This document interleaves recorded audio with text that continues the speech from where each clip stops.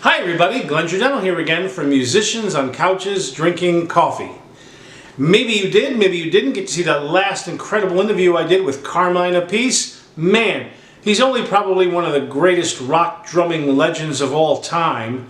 Yeah, that's the little thing like that. But I get it, it's a 46-minute long video, so it's a lot of time to commit to watch something, and I don't know, when I watch other people's stuff, I don't always have time to do that. So what did I do?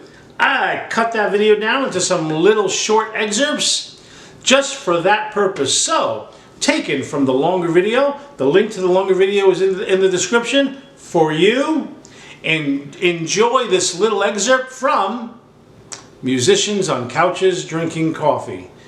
Enjoy.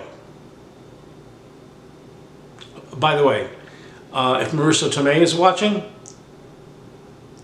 call me anytime.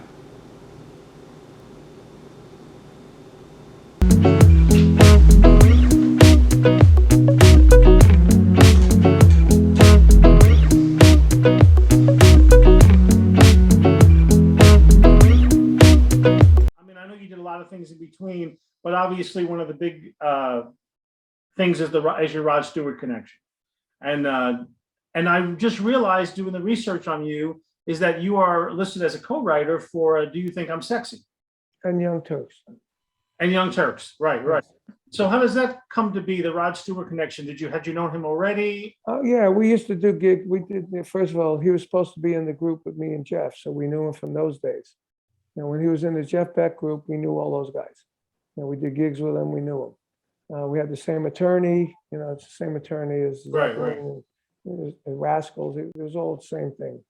So in those days, everybody knew everybody. So we knew Rod, and when we did Cactus, we did 30, 40 shows with the Faces.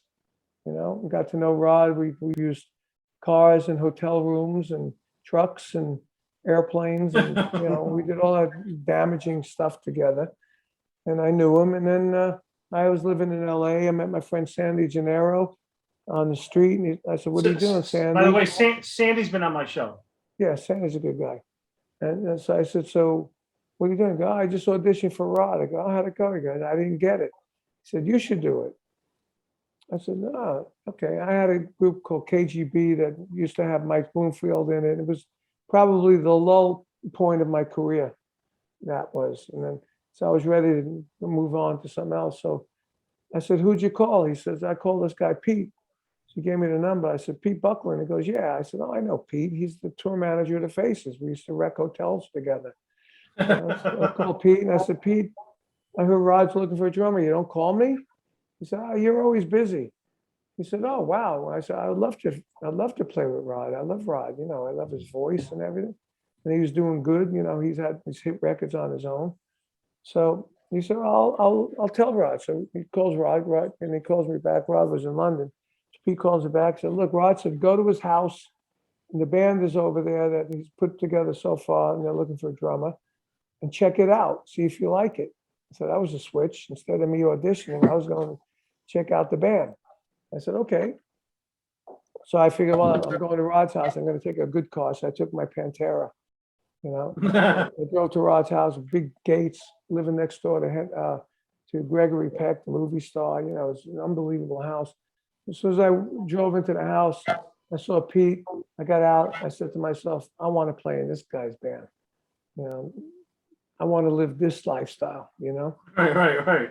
And then I knew Phil Chen from doing Blow by Blow that I recorded on, and I knew Jim Cregan from a show I did in London with Ian Pace and a bunch of other guys. So we sat down, we played, and it rocked. And Rod came back in town, and we played with Rod, and it rocked. And he said, "Look, you got the gig if you want it. Just play like you did in Cactus. I'll give you a solo every night. I know you have fans."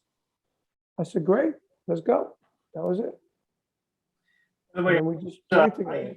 I use with my students, I use hot legs to teach them all those little triples at the end that you do. And that's Roach fills. Yeah. I use that to teach you how that boogadelic, Yeah, bop-a-da, bop-a-da. Yeah, but You know, how that's been used in jazz. Elvin Jones used it, Bonham used it, yeah. Carmine, and how it Well, worked. yeah, well, Bonham got it from what I did. I used to do it in Vanilla Right, Fudge. right. The co-writing, how does that come to be with Rod? Did you guys have writing sessions? Rod was a fair guy. He would come in and say, "Hey, I want a song like Missing You from the Rolling Stones." I said, "Okay." So, you know, I majored in music in high school. I played keyboard, bass, and guitar a bit, just enough to write songs. So I went home with a drum machine. I put this idea down. Went to my buddy Dwayne's house, had a little studio with keyboards and bass, and well, we put down a good demo. Rod loved it, and Dwayne got involved. He was another co-writer, you know, and then it went to number one. It was the biggest selling song Rod ever had. I couldn't Yeah, believe it. yeah. It sounded like it does now. It sounded big fat drums, big fat guitars. No, everything else wasn't on it. Just Rod, the guitars, a keyboard, bass, and drums. And then Tom Dow put all these other things on it, an orchestra and chicks singing harmonies and this and that, and Tom Scott and David Foster. Before you know it, everything shrunk and became what it is. But hey, couldn't complain. It went to number one in, I don't know, 10 or 12 countries and sold Right. millions and millions of copies and made millions and millions of dollars as a song. And then the next one he wanted was a new wave kind of song, modern. So we wrote Young Turks, and I didn't even play on it. I used an Oberheim drum machine. I programmed it, and I played hi-hat and cymbals because the hi-hat and cymbals on the drum machine sucked. And we used that on the title track, Tonight I'm Yours, and on Young Turks. Young Turks went to number 4 all around the world.